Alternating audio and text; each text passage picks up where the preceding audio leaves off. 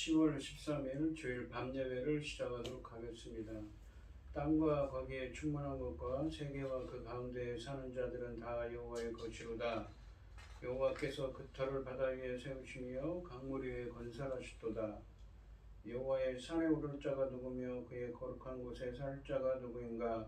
곧 손이 깨끗하며 마음이 청결하며 뜻을 허탄한 데 두지 아니하며 거짓 맹세하지 아니하는 자로다.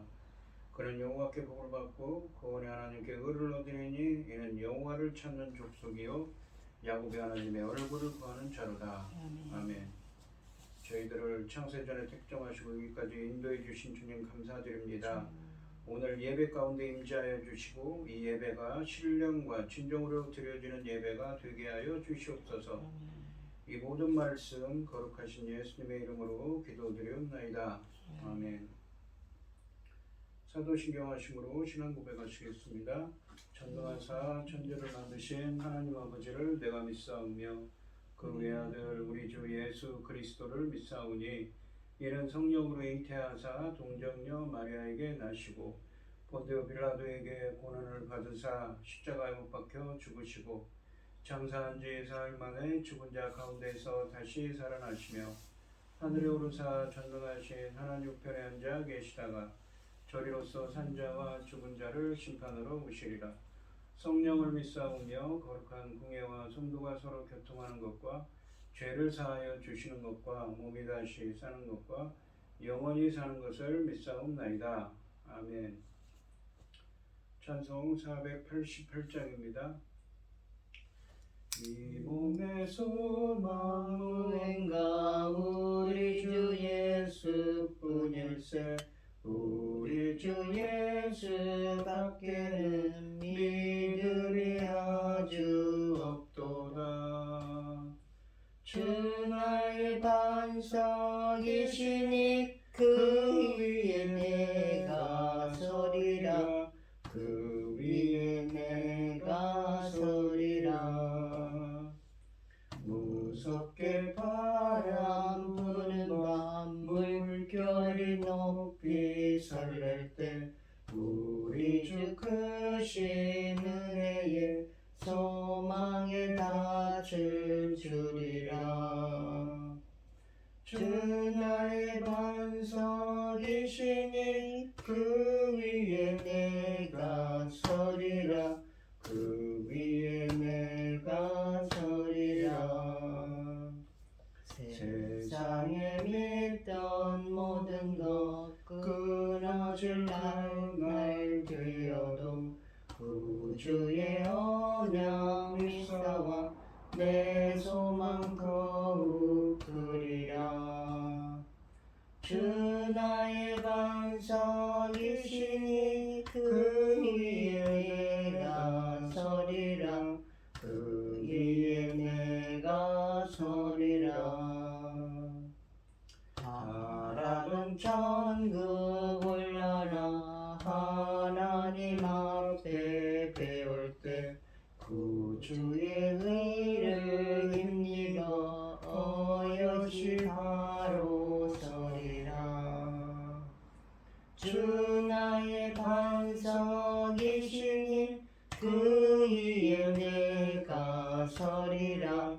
그 위에 내가 서리라. 아멘. 기도하겠습니다.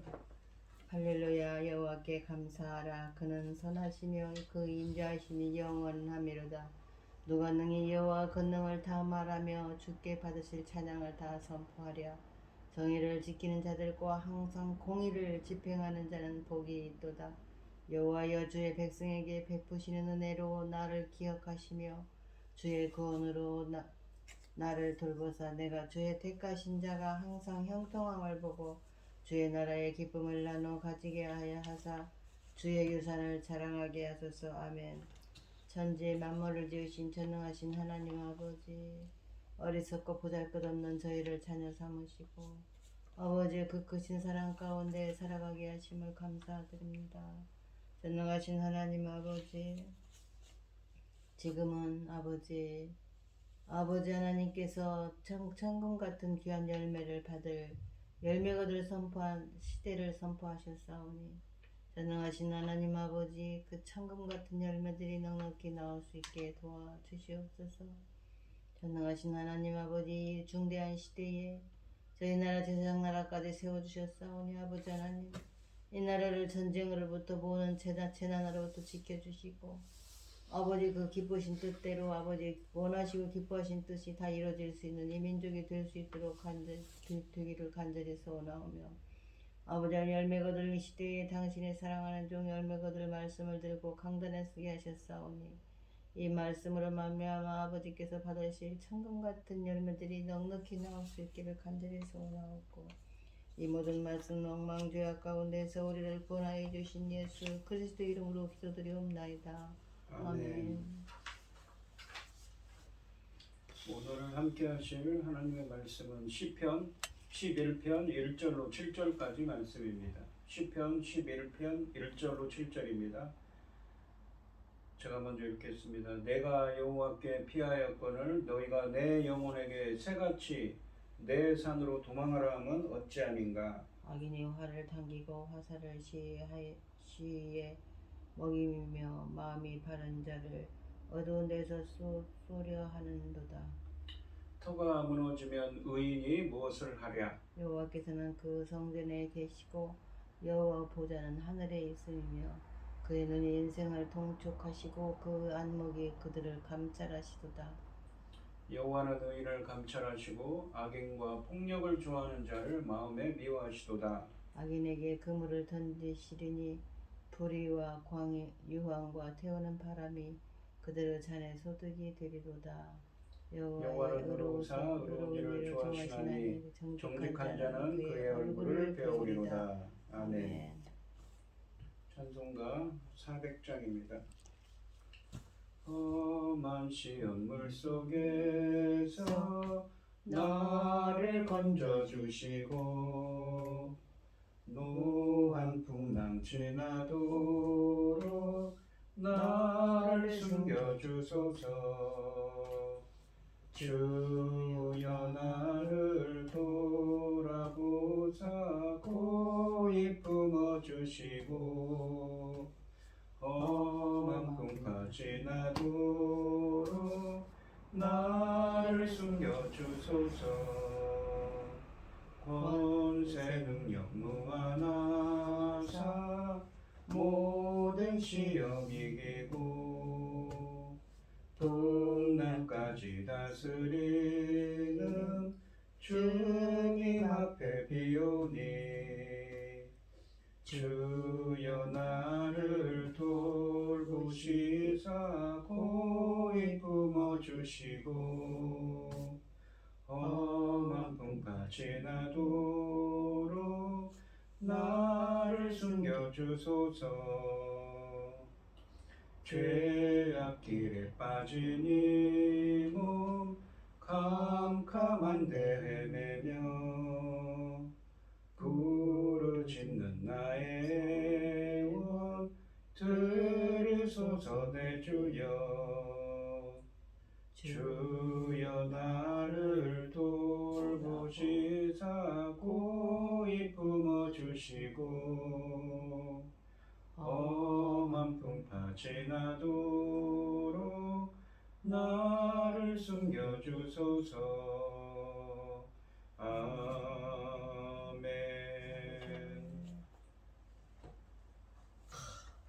오늘 함께 하실 하나님의 말씀은 연단하시는 하나님입니다. 누구나 어려운 상황에 처하면 그 문제를 담대히 해결해 나가는 것보다는 아예 그 문제에서 도망가고 싶은 충동이 생깁니다. 이 오늘 본문 말씀해 보시면 다윗도 그러한 유혹에 당면하고 있습니다. 시편 11편은 다윗에게 닥친 위협적인 위험을 본 사람들이 빨리 도망해야 한다고 권고할 때 그들의 충고를 물리치고 하나님께 자신의 구원을 의탁하는 다윗의 강인한 신앙을 보여주고 있습니다. 1절 말씀을 보시면 내가 여호와께 피하였거늘 너희가 내 영혼에게 새같이 내 산으로 도망하라 함은 어찌함인가 라고 하십니다. 여호와께 피한다는 것은 하나님에 대한 의지와 신뢰, 즉 하나님께 모든 것을 의뢰하는 것을 의미합니다. 단지 단지 어려움이나 위협을 피하기 위해서가 아니라 하나님의 뜻에 그 어려움과 위협을 맡기고 하나님의 도움을 요청하는 것입니다. 다윗은 오직 하나님에게로 피하겠다고 합니다. 하나님께 피하는 것이 자신의 삶의 기초이기 때문입니다. 하반절에 보시면 너희가 내 영혼에게 새같이 내 산으로 도망하라 하면 어찌함인가 라고 말합니다. 다윗은 자신에 대한 사람들의 충고를 인용합니다. 그들은 세상이 악하여 하나님께 피하여 기도만 하는 것은 올바른 대책이 못되기에 다른 현실적인 대책을 찾아야 한다고 합니다. 그들이 위기에 처한 다윗에게 충고하는 것은 여호와만 의지하지 말고 새처럼 산으로 도망하라는 것입니다. 여기서 산은 여호와가 아닌 다른 피난처, 다른 사람이나 다른 이방 나라를 의미합니다. 그러한 것에 대한 상징적인 표현이지요. 새처럼이라는 말과 2절 말씀에서 보시면 사냥이나 전쟁의 모습, 그리고 3절에 보시면 기초가 무너진다라는 표현 등이 이러한 비유가 나타나는 것을 봤을 때 전쟁의 상황을 염두에 두고 있음을 암시하고 있습니다. 이것은 위험을 피해 달아나라는 사람들의 충고입니다. 선의의 충고일 수 있습니다. 그들의 조언에 다윗은 한마디로 거부합니다. 세속적인 충고와 자신의 안전을 고려하지 않고 피난처이신 하나님을 더 의지하겠다는 것이지요. 믿음을 택한 것입니다. 정의와 질서로 안정된 사회의 기초가 무너지려는 때에는 누구나 절망하고 포기합니다. 그러나 다윗은 악인을 멸망시키고 의인을 구원하실 하나님에 대한 믿음으로 굳게 서 있습니다. 2절 말씀해 보시면 악인이 활을 당기고 화살을 시위에 먹이며 마음이 바른 자를 어두운 데서 쏘려 하는도다 라고 하십니다. 이 히브리어 원문으로는 2절 말씀 앞에는 맨 앞에는 왜냐하면을 의미하는 접속사로 시작합니다. 그리고 그 왜냐하면을 의미하는 접속사 키와 보아라를 의미하는 히네로 시작하는데 한글 성경에는 이 빠져 있습니다. 그러니까 왜냐하면 보아라 악인이 활을 당기고 화살을 시위에 먹이고 있기 때문이 아니냐. 마음이 바른 자를 어두운 데서 쏘려 하고 있다라는 의미이지요. 이 말씀은 1절과 2절 말씀을 자연스럽게 이어주기 때문에 2절 말씀은 다윗의 동료들이 말하는 것으로 보는 것이 자연스럽습니다. 다윗의 친구들이 볼 때 그의 원수들은 너무나 잔인하며 음흉하기 때문에 이들을 피하는 것이 지혜롭다는 것이지요. 상반절에 보시면 악인이 활을 당기고 화살을 시위에 먹이며 라고 하십니다. 활은 주로 사냥꾼과 이 용사에 의해 사용되고 사냥꾼은 늘 숨어서 쏩니다. 악인이 시인을 겨냥하고 있는 것이지요. 원수는 활을 당기고 살을 시위에 먹이며 쏘려고 합니다. 만약 이런 때에도 용감하게 서 있는다는 것은 스스로 원수의 목표물이 되는 것입니다. 따라서 이때 도망친다면 원수가 쏘는 활을 벗어날 수 있을 것입니다. 이와 같이 피하라고 사람들은 다윗에게 조언하고 있는 것입니다. 하반절에 보시면 마음이 바른 자를 어두운 데서 쏘려 하는도다 라고 하십니다. 특히 원수는 어두운 데서 쏘려고 합니다. 원수가 보이지 않기 때문에 그가 쏘는 화살은 더욱 치명적입니다. 피해자는 자신을 보호할 길이 없게 됩니다. 원수는 이렇게 음흉하고 잔인합니다. 그가 숨어서 자신의 범죄가 노출되지 않으려고 하는 것입니다. 여기서 바른 자로 번역된 히브리어 야샤르는 이 정직한 자를 의미합니다. 그는 마음이 바른 자를 노리고 있습니다. 피해자는 정직한 마음을 가진 자이며 무죄한 자입니다. 다윗은 자신의 무죄를 천명하고 있는 것이지요. 시편 11편에서 마음이 바른 사람은 의인 혹은 신실한 자를 가리키는 일반적인 표현으로 나타나고 있습니다. 이것은 악인들이 악한 음모와 중상모략으로 의인들을 공격하는 것을 의미하는 것입니다. 마치 사울 왕이 다윗을 반역자로 몰아서 죽이려고 하는 것과 같은 것이지요. 3절 말씀을 보시면 터가 무너지면 악이 의인이 무엇을 하랴라고 하십니다. 이 3절 말씀도 2절 말씀처럼 이유를 의미하는 왜냐하면이라는 의미를 갖고 있는 이유를 나타내는 접속사로 시작하는 데 빠져 있습니다. 왜냐하면 터가 무너지면 의인이 무엇을 할 수 있겠는가 뭐 아무것도 할 수 없기 때문이라는 것이지요. 1절 하반절에서 다윗에게 사람들이 그렇게 충교하는 이유를 제시하고 있습니다. 터라는 말은 여기서 국가의 존폐를 가늠하는 기초, 질서 있는 사회가 서 있는 법과 공의의 근본적인 원리를 의미합니다. 3절 말씀에서는 2절 말씀의 마음이 바른 자가 의인으로 바뀌어 등장하고 있습니다. 터가 무너졌다는 것은 건물의 기초가 무너져 모든 것이 허물어진 것처럼 의인들이 존경받고 악인이 심판을 받는 도덕적인 질서가 전복되었음을 의미합니다.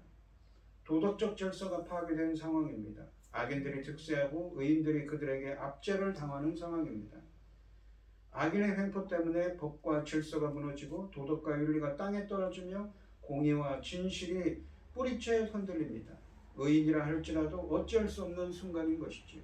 이런 마당에 의인이 할 수 있는 것은 무엇인가 라고 사람들이 묻고 있는 것입니다. 1절부터 3절까지 말씀에서는 악인들이 득세하여 도덕적 질서가 무너진 고통스러운 상황에서도 다윗은 오직 그 도덕적 질서의 최후 보루이신 여호와께 피하여 그분의 의로운 통치가 이루어지기를 기다린다는 의지를 천명하고 있습니다. 이 질문은 우리의 삶과 사역과도 연관된 실존적인 질문이기도 합니다. 절망과 좌절로 가득 찬 세상에서 도덕과 윤리가 상실된 사회에서 악인들이 큰소리치고 의인들이 눈물 지는 세상에서 우리는 무엇을 할 수 있는가요? 우리가 낙담하고 포기한다면 세상은 바뀌지 않습니다. 그러므로 낙담과 포기는 우리에게 사치일 뿐 현실과는 동떨어진 선택인 것입니다. 또한 주님만으로 충분하다는 고백이 비웃음의 대상이 될 때 마음의 중심을 유지하는 일은 결코 쉽지 않습니다. 삶의 터가 무너지면 의롭게 산들 무슨 소용이냐라고 부추기면 굳은 마음도 쉽게 요동치게 됩니다. 그럼에도 다윗이 오직 하나님께만 피한 것처럼 우리도 사방에서 들려오는 유혹의 일에 넘어지지 않고 주님을 의지하는 굳은 마음을 견제할 수 있도록 이 또한 주님께 간구해야 하는 것이지요. 이 4절부터 7절까지 말씀에서는 1절부터 3절까지 말씀에서 다른 사람들의 만류에도 왜 다윗이 여호와께 피했는지 그 이유를 알려주고 있습니다. 1절부터 3절 말씀에 나오는 사람들의 충고에 대한 답변이자 여호와 하나님의 의로운 통치에 대한 신뢰의 고백이기도 합니다. 4절 말씀을 보시면 여호와께서는 그의 성전에 계시고 여호와의 보좌는 하늘에 있으며 그의 눈이 인생을 통촉하시고 그의 안목이 그들을 감찰하시는도다. 이 1절 말씀처럼 왜 의인은 여호와께 피하여야 하는가? 왜 여호와를 신뢰해야 하는가? 그 첫 번째 이유는 거룩하신 하나님이 하늘에서부터 땅의 일들을 다스리시기 때문이라고 하십니다. 이 상반절에 보시면 여호와께서는 그의 성전에 계시고 여호와의 보좌는 하늘에 있으며 라고 말씀하십니다. 여호와께서 그의 성전에 계시다는 것은 하늘에 있는 하나님의 여호와의 성전을 세상적이거나 물리적이거나 불경스러운 어떤 것과도 구별하는 것입니다. 즉 그것은 하늘에 있는 성전입니다. 그리고 그분의 왕권을 나타내는 그의 보좌가 하늘에 있다는 것은 모든 천지만물에 대한 그분의 주권을 확증하는 것입니다. 우리가 앞으로 다가올 무정부 상태와 그것이 어떻게 사회의 터전을 기초를 흔들어 놓을지를 염려한다면 유일한 소망은 하늘로부터 다스리시는 주권적이고 거룩하신 여호와에 대한 믿음뿐이며 그 통치는 흔들리지 않는다는 것이지요. 여기서 의인은 이 땅의 제도들이 아니라 하늘의 주권자와 그분의 계획을 굳건히 확신하는 사람입니다. 의인이 여호와를 신뢰해야 하는 두 번째 이유는 하반절에 보시면 그분이 모든 사람의 일을 감찰하신다는 것입니다. 하반절에 보시면 그의 눈이 인생을 통촉하시고 그의 안목이 그들을 감찰하시도다라고 하십니다. 인생을 통촉한다라는 말은 이 사람들을 주시한다는 것이지요. 그리고 감찰하시도다라는 말은 히브리어로 바안입니다. 이 말은 시험하다, 테스트하다, 입증하다, 프로브. 영어로는 영어 성경이 그렇게 씁니다. 프로브, 입증하다, 혹은 연단하다, 이 재련하다라는 의미입니다. 여기서 이 안목이라고 되어 있는 이 히브리어는 히브리어 원어로는 속눈썹을 의미하는 말입니다. 이 말은 어떤 물체를 가까이에서 집중하여 들여다볼 때 눈을 가스름하게 가늘게 떠서 눈꺼풀이 눈에 파묻히는 현상을 말하고 있습니다. 물론 하나님은 언제나 사람들이 무엇을 하는지 잘 알고 계십니다. 하지만 이 구절은 더 주의 깊고 면밀하게 검사하신다는 의미입니다. 또한 감찰하시도다라고 번역된 히브리어 바하는 성경에서 금에서 불순물을 없애고 99.9%의 정금으로 재련하는 작업을 설명하는 일에 사용된 단어입니다. 주님은 다윗을 통해 의인을 더욱더 순수하고 더욱더 정결하기 위해 그들을 연단시킨다고 말씀하고 있는 것이지요. 의인이 삶에서 당하는 고난은 그들을 더욱더 경건하고 완벽하게 주님의 뜻에 순종하는 사람으로 만들기 위한 하나님의 사람으로 만들기 위한 훈련이라는 의미입니다. 하나님은 인간의 모든 모습을 살펴보시고 또한 시험하여 보십니다. 즉 모든 인간의 행동과 삶을 저울에 달아보시는 분이십니다.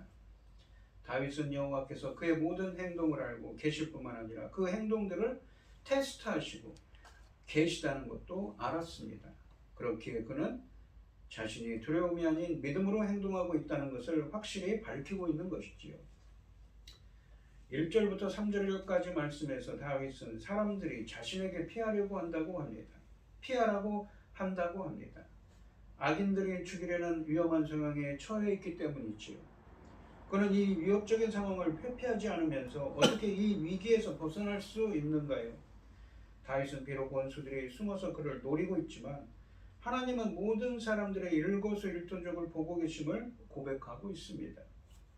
주시하고 계신다는 것이지요. 하나님을 의지함으로써 이 난관을 헤쳐나가겠다는 의지의 표현입니다. 다윗의 확고한 의지는 하나님이 아직도 이 세상을 통치하고 계신다는 사실에 근거를 두고 있습니다. 그는 하나님이 계시는 곳으로 눈을 돌립니다. 그는 문제에서 도망하는 것이 아니라 하나님의 품으로 이 피신하기를 원하고 있습니다. 그가 문제에서 눈을 떼고 그 문제를 해결하실 수 있는 하나님께 눈을 돌리는 것은 그의 신앙 고백이자 우리 모두에게 도전을 주는 신앙인의 자세이기도 합니다. 5절 말씀을 보시면 여호와는 의인을 감찰하시고 악인과 폭력을 좋아하는 자를 마음에 미워하시도다 라고 하십니다. 상반절에 보시면 여호와는 의인을 감찰하시고 라고 하십니다. 감찰하다 라는 말은 이 4절에도 쓰인 바한이라는 히브리어로 시험하다, 테스트하다, 연단하다, 재련하다는 의미였습니다. 하나님께서는 의인에게 시련을 주셔서 당신의 마음에 흡족한 자로 정금같이 만들어 가십니다.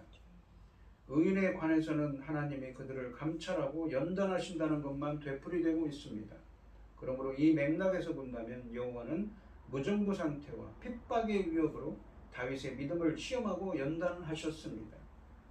성경에서 종종 하나님은 그런 위협들로 성도들의 믿음을 시험하셨기 때문입니다. 3절 말씀처럼 도덕적 질서가 전복되어 있는 상황에서 의인이 할 수 있는 것이 없다고 사람들이 말했다면 4절 하반절과 5절 상반절 말씀은 하나님이 의인의 선행과 마음을 살피셔서 다 알고 계시기에 불의한 상황에서도 하나님을 의지하고 선을 행하는 의인의 삶이 매우 의미 있다는 것을 강조하고 있는 것입니다. 그것은 하나님이 악인을 다루시는 방식과 대조되고 있습니다. 악인에게는 입증하거나 시험하는 것이 없습니다. 하반절에 보시면 악인과 폭력을 좋아하는 자를 마음에 미워하시도다 라고 하십니다. 악인과 폭력을 좋아하는 자는 하나님의 진노의 대상입니다. 여기서 폭력은 악인들이 자신들의 욕심과 이익을 채우기 위해 하는 모든 압제와 형포와 악행을 대표하는 행동입니다. 악인들은 그런 것을 좋아하지만 하나님은 그런 행동을 하는 악인을 마음에 미워하십니다. 어떤 것을 미워한다는 것은 본질적으로 그것을 거부하는 것이며 어떤 것을 좋아한다는 것은 그것을 선택하는 것입니다. 여호와께서 미워하시는 것들은 결국 벌을 받을 것입니다. 그것들은 죄이고 파괴적인 것이기 때문이지요. 이 6절 말씀을 보시면 악인에게 그물을 던지시리니 불과 유황과 태우는 바람이 그들의 잔해 소득이 되리로다 라고 하십니다. 그들을 먼저 악인에게 그물을 던지신다고 하십니다. 이 표현은 원문으로 덫을 비처럼 내린다는 의미입니다. 그렇게 되면 6절 상반절 말씀은 악인들 위에 덫을 비처럼 내리신다는 의미입니다. 비가 내리듯 덫이 악인들 위에 끊임없이 내리는 것입니다. 악인들이 덫을 한두 개는 피할 수 있을지 몰라도 쉬지 않고 내리는 비처럼 그들 위에 내려오는 덫을 모두 피할 수는 없습니다. 하나님이 곧 그들을 벌하실 것이라는 의미입니다. 그리고 하반절에 보시면 불과 유황과 태우는 바람이 그들의 전의 소득이 되리로다 라고 하십니다. 성경에서 잔은 어떤 사람의 삶의 운명을 상징합니다. 그 운명, 그 어떤 사람의 그 삶을 살아간 그 사람이 그 결과를 의미합니다. 그것은 축복의 잔이 될 수도 있고 심판과 분노와 두려움의 잔이 될 수도 있습니다. 악인에게 준비된 것은 불과 유황과 태우는 바람입니다. 불과 유황은 창세기 19장에 나오는 소돔과 고모라를 연상시킵니다. 불과 유황과 태우는 바람은 하나님이 내리시는 심판의 무시무시함을 비유적으로 표현한 것이며 특히 태우는 바람은 하나님의 진노의 바람, 하나님의 분노하시는 숨결을 의미합니다. 하나님의 심판에 대한 비유적인 표현들이지요. 본문은 종말의 때에 일어날 큰 심판을 예상하고 있는 것입니다. 그들의 운명이 그렇게 될 것이라는 것입니다. 이것이 바로 하나님이 악을 미워하시는 것의 결과인 것이지요. 7절 말씀을 보시면 여호와는 의로우사 의로운 일을 좋아하시나니 정직한 자는 그의 얼굴을 배우리로다 라고 하십니다. 히브리어로 이유를 의미하는 접속사 키로 시작합니다. 이 본문도. 왜냐하면 여호와는 의로우시기 때문에 의로운 일을 좋아하시는 분이십니다. 정직한 자는 그의 얼굴을 뵐 것입니다 라는 의미입니다.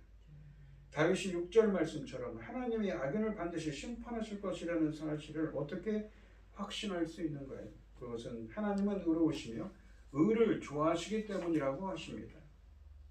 그러므로 정직한 사람만이 의로우신 하나님의 얼굴을 보게 될 것이라고 하십니다. 상반절에 보시면 여호와는 의로우사 의로운 일을 좋아하시나니 라고 되어 있습니다. 여호와는 의로우시며 악은 설 수 없습니다. 이 의롭다라는 의로움은 하나님의 속성으로서 공정하신 하나님을 의미합니다. 이 의로움이 사람에게 쓰이면 의의 기준이신 하나님이 보시기에 그가 의의 기준에 도달했다, 하나님이 인정했다, 하나님이 기뻐하신다는 의미입니다. 여호와는 의로움을 사랑하시며 악을 미워하십니다. 어떤 행동들이 의롭다고 하려면 그 행동들은 하나님의 기준에 맞아야 하는 것이지요. 그분만이 참으로 의로우시기 때문입니다. 이 기준에 미치지 못한 것은 무엇이든 죄입니다. 그래서 심판에 대한 약속은 인류의 악에서 곧바로 나오는 결과이지만 1차적 원인은 하나님의 의로운 본성 때문입니다. 본문에 나오는 정직한 사람 또는 의인은 의로우신 하나님의 통치에 복종하고 하나님께 인정받은 사람들입니다. 그들이 행하는 의로운 일들을 좋아하시는 하나님이 결국 그들을 구원하실 것입니다. 여기서 좋아한다는 단어는 5절 말씀에 폭력을 좋아하는 악인을 미워하시는 하나님의 모습과 대조되는 표현입니다.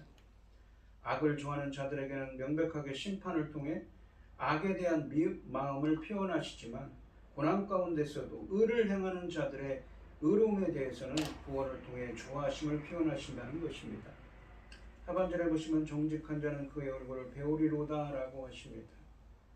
하나님의 얼굴을 뵙는다는 표현은 고난에서 건져져서 하나님의 임재 아래서 하나님의 이 은혜와 자비를 누리는 것을 비유적으로 표현하는 것입니다. 우리가 민수기 6장 24절 26절에서 제사장의 축도에 보시면 하나님의 누군가에게 얼굴을 비춘다, 얼굴을 향한다는 것은 무엇입니까? 바로 하나님의 자비와 은혜를 뜻하지요. 구원을 의미합니다. 이것은 하나님이 진노하셔서 얼굴을 가리신다는 표현과 대조되는 것입니다. 하나님의 진노가 아닌 구원의 잔을 넘치도록 받은 의인들은 하나님의 집에서 하나님의 얼굴을 보면서 영원히 살게 될 것을 확신하면서 이 시편은 마무리되고 있습니다. 1절 말씀에서처럼 오직 악인들이 횡행하는 세상에서도 자신처럼 오직 하늘 성소에 계신 하나님께 피한 의인만이 하나님께 구원받아 하나님의 얼굴을 볼 것이라는 확신으로 마무리하고 있는 것이지요. 주님은 의로우신 분입니다. 그분은 구부러지고 어그러진 모든 일을 바로잡는 것을 기뻐하시는 분이시지요. 주의 백성인 우리가 주의 의로움을 닮아갈 때 우리 존재와 삶이 하나님의 기쁨이 될 것입니다. 비록 3절 말씀처럼 삶의 터가 무너지는 것 같은 고난이 찾아와도 그럴수록 더욱 정직한 태도로 주님을 의지하면 반드시 하나님의 구원을 보게 될 것입니다. 또한 주님은 불꽃 같은 눈으로 감찰하는 분입니다. 불의한 인생도 인생의 고된 길도 모두 살피시고 각 사람의 행위대로 공의롭게 갚아주는 분이십니다. 각 사람의 이 돈과 권력을 쥔 이 악인들은 자신의 영화가 영원할 것처럼 생각하지만 주께서 불과 유황과 태우는 바람으로 그들을 멸하시는 날에 이르러서야 자신이 한낱 인생에 불과하다는 것을 깨닫게 될 것입니다. 하지만 가난하고 유약한 자라도 주의 길을 정직하게 걸은 자라면 본문에 있는 의인들처럼 주님께 피하는 자, 주님을 의지하는 자, 바로 주님 뜻대로 행하는 자, 결국 주님의 얼굴을 보게 될 것입니다. 그러기에 눈에 보이는 권력이 아니라 하늘에서 감찰하시는 분을 두려워하며 그분 앞에 정직하게 행하는 것이 복된 삶인 것입니다. 이 시편의 중심 메시지는 악인의 공격에서 질서가 붕괴되려 할 때 의인들은 위로부터 다스리고 심판하시는 주권적인 하나님에 대한 믿음 안에서 굳게 서야 한다는 것입니다. 이 주님은 살아계시고 역사하신다는 것이지. 그러니까 이 시인이 겪고 있는 지금 겪고 있는 고난은 무엇입니까? 다윗이 겪고 있는 고난, 활이 나오고 그러죠. 누군가 자신을 죽이려고 하는 그러한 세상의 기초가 질서가 흔들리는 경우입니다. 우리들에게 적용한다면 어떻습니까? 우리 세상에 있는 어떠한 이 악한 일들과 사리에 맞지 않는 세상 질서에도 이 법에도 맞지 않는 일들이 비일비일하게 일어날 수 있는 이 세상에서도 마찬가지라는 것이지요. 그럴 경우라도 우리가 하나님 뜻대로 행해야 된다고 본문에서는 교훈하고 있는 것이지요. 끝까지 하나님께 피하는 자가 다윗이나 히스기야나 바울처럼 도우시는 하나님의 얼굴을 보게 될 것입니다. 다윗은 주 안에서 모든 것을 해결하고 주님의 관점에서 모든 것을 볼 수 있게 주와 동행하는 혹은 주께 완전히 사로잡힌 사람이었습니다. 오늘 이 시간 성도님들도 우리가 처한 상황이 어렵더라도 세상과 타협하지 않고 주를 의지하며 주님의 뜻을 찾고 그 뜻대로 행하는 삶을 살아가시는 여러분들이 되시기를 주님의 이름으로 축원드리겠습니다. 기도하겠습니다. 하나님 아버지 감사합니다. 오늘 주신 말씀처럼 다윗은 지금 누군가 자신을 죽이려고 하는 절대절명의 위기에 처해 있습니다. 그럴 때 사람들은 산으로 피하라고 말하지만 다윗은 오히려 하나님 뜻을 찾습니다. 저희들이 사는 세상에서도 얼마나 악한 일도 이 세상 질서에도 맞지 않는 일이 너무나 많습니다. 그러한 일이 닥쳤을 때 우리는 어때야 합니까? 우리는 바로 본문에 있는 말씀처럼 주님께 피해야 합니다. 주를 의지하고 주님 뜻대로 행해야 되는 것이지요. 다윗은 그러한 믿음의 사람이었습니다.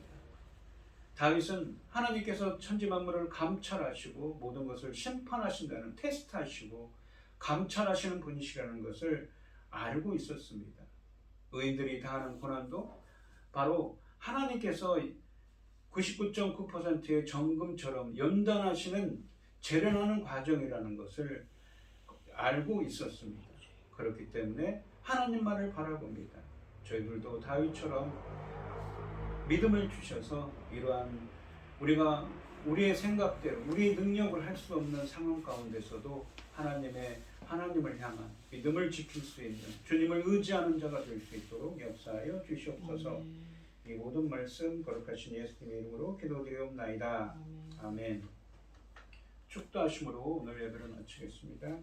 이제는 주 예수 그리스도의 은혜와 아버지 하나님의 극진하신 사랑과 성령의 교통하심이 성도들 머리머리 위에 이제로부터 영원히 함께 있을지어다.